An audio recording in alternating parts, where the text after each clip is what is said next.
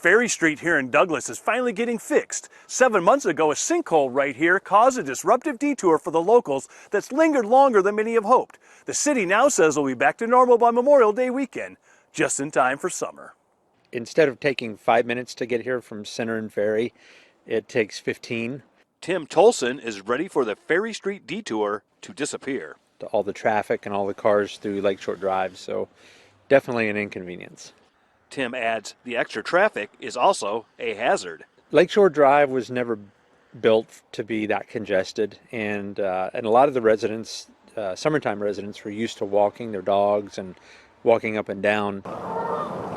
This has been the scene on Ferry Street since July of 2024. Road closed. The cause? A culvert under the road is collapsing, making the road unsafe for regular traffic. Ferry Street is the main access road to several neighborhoods and the popular Oval Beach. Ferry Street is our #1 priority, and we're committed to getting it done before Memorial Day. Douglas Mayor Kathy North says fixing Ferry Street has been time-consuming and difficult because it is located in a wetland. We have a number of underground utilities, overhead utilities. She adds there's also major infrastructure under the road, making the repairs more complicated.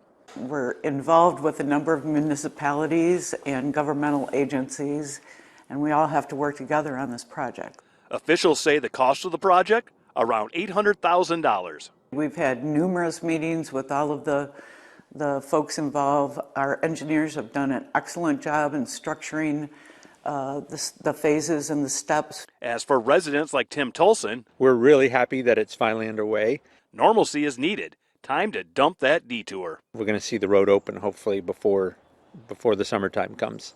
During construction, the city says emergency crews will no longer have access to Ferry Street. They'll have to use the detour to respond to emergencies until the road is reopened. In Douglas, Darren Bauer, Fox 17 News.